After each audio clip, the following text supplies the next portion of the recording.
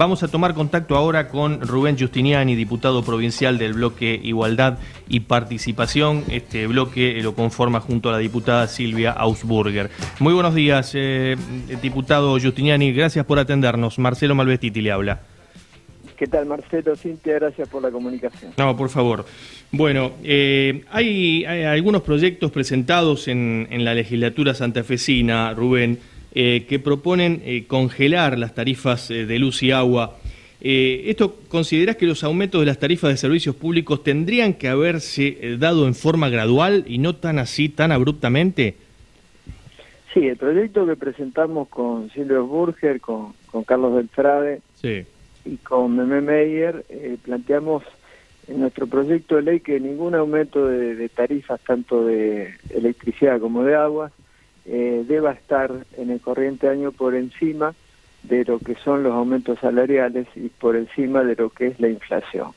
Y esto nos parece fundamental en una realidad donde no hay atraso tarifario en la provincia de Santa Fe. En los últimos años las tarifas han aumentado por encima de los niveles de los ingresos salariales, de las jubilaciones, de las pensiones, y por lo tanto creemos que hay que ponerle un freno a los tarifazos. El día miércoles de la semana que viene va a haber una reunión en la legislatura donde con la multisectorial contra el tarifazo, donde vamos a presentar los distintos bloques de los distintos partidos, un proyecto unificado, ya que hay distintos proyectos de ley, para ver si podemos lograr un consenso para frenar estos tarifazos que son un verdadero abuso y un verdadero golpe al bolsillo de la gente. Bien, bien. Respecto al tema de tarifas, bueno, esto que venimos hablando, ya hay algunos economistas que anticipan que debido a estos aumentos precisamente de las tarifas de servicios públicos, sumado también a los productos de la canasta básica de alimentos, las próximas mediciones del Instituto Nacional de Estadística y Censo respecto a la pobreza van a tener resultados elevados y no los resultados que conocimos recientemente sobre los índices de pobreza.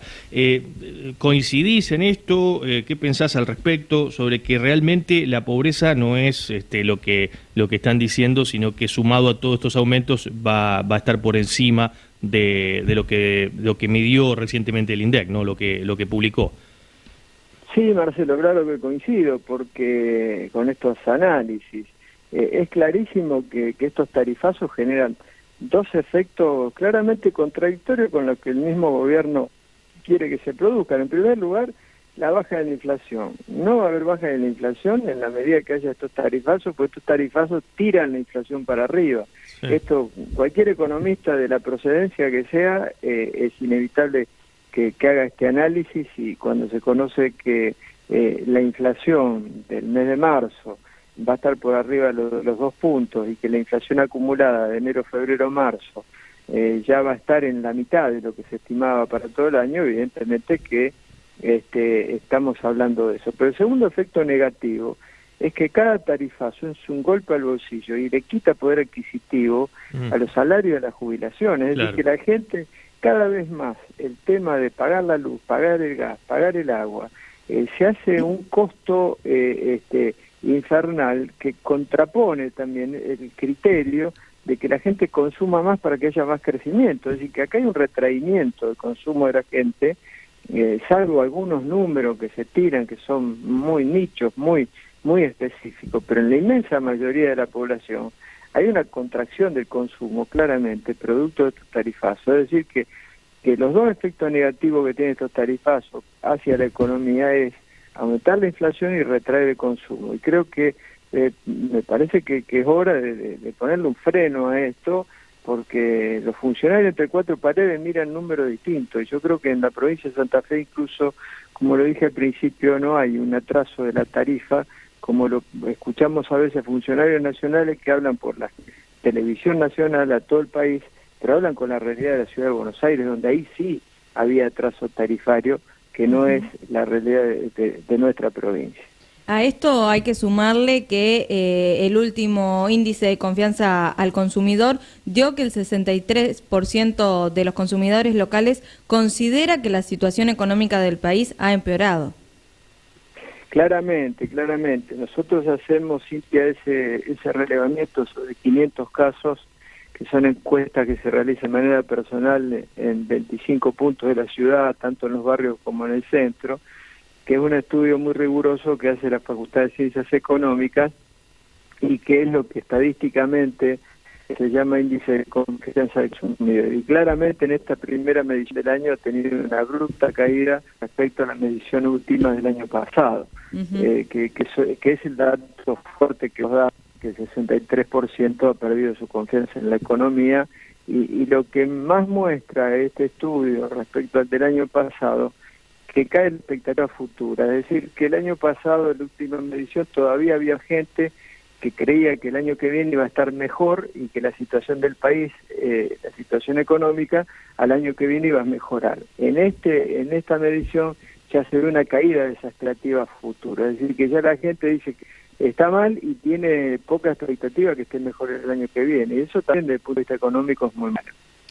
Bien, Rubén, presidiste el Partido Socialista, bueno, actualmente estás distanciado del partido. ¿Cuáles serían las principales diferencias ideológicas con quienes integran actualmente el gobierno provincial? Bueno, esta que estamos hablando, ¿no? Esta es una fuerte, muy fuerte. Es decir, yo fui defensor durante muchos años, fui en un momento el único candidato que proponía mantener la EPE en la órbita del Estado, y logramos participación de la ciudadanía, que eso fuera así. Y esa es la posición que mantengo y demás.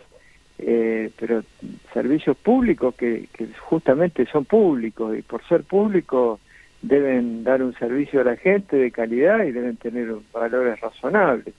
Mis diferencias son respecto a que es inexplicable que después de tantos años de gestión todavía no tenga Santa Fe, sea la única provincia del país que no tenga una ley de educación. Claro. Por eso mi compromiso con los santafesinos fue en toda la campaña difundir nuestro proyecto que hicimos con Silvia Burger, y nuestro compromiso es tratar de antes de mitad de año que la Cámara de Diputados pueda darle media sanción a una ley provincial de educación. Mis incidencias son estas que hoy determinan que no se priorice la educación y el salario docente, que tengamos un conflicto que absolutamente evitable. Esto se podía haber empezado a dialogar en enero.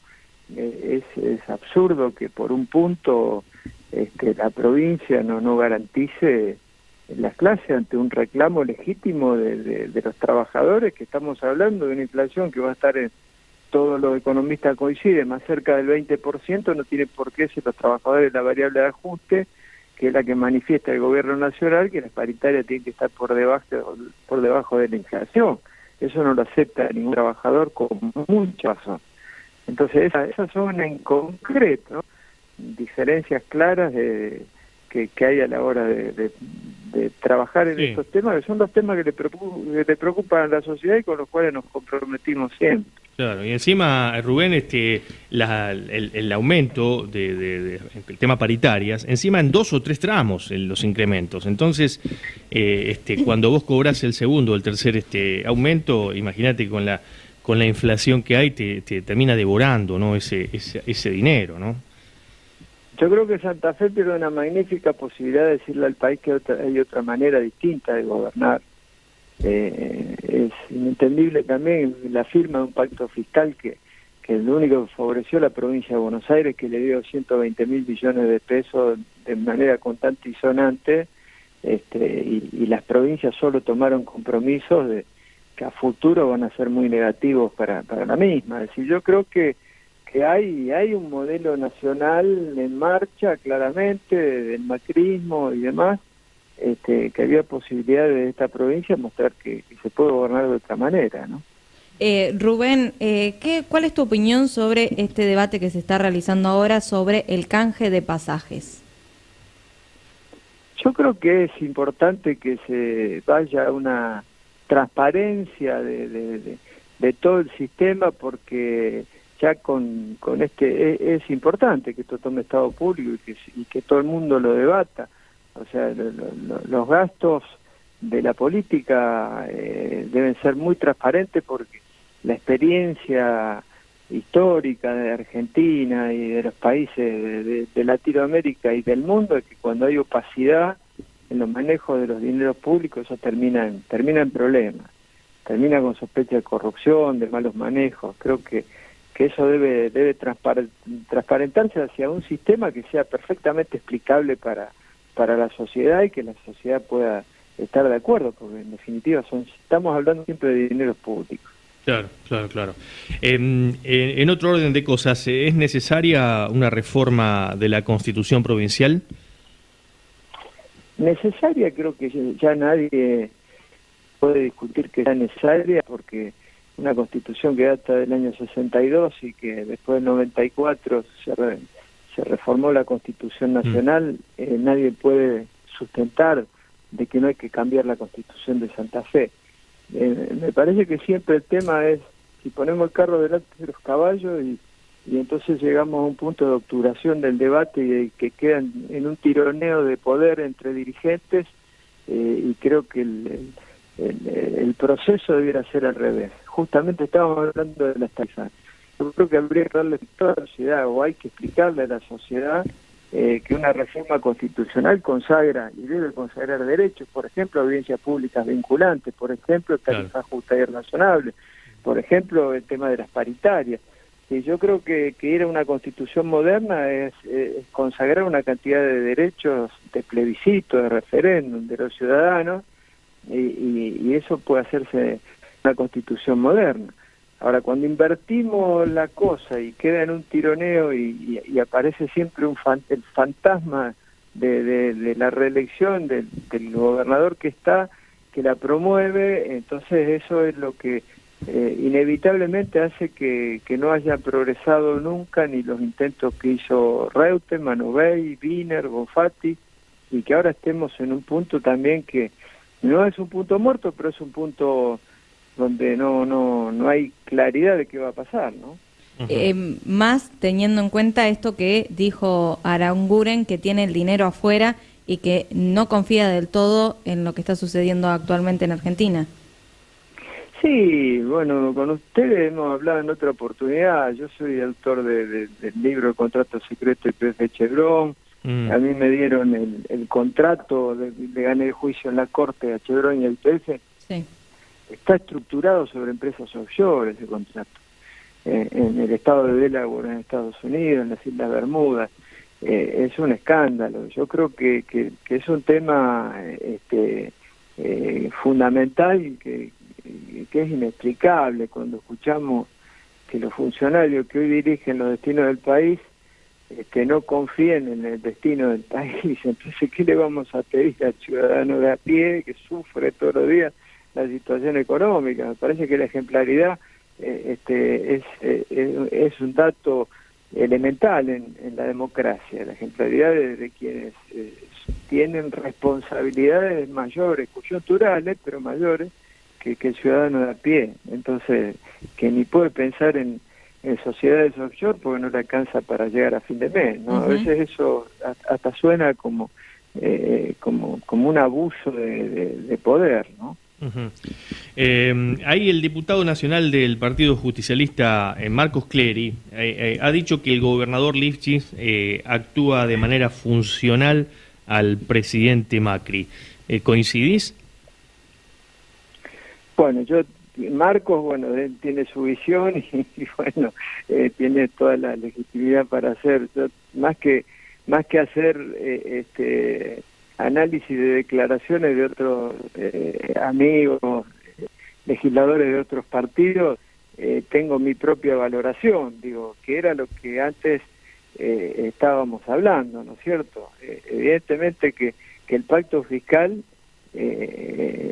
alineó a todos los gobernadores en una política de reforma previsional, en política de reforma laboral, de reforma fiscal.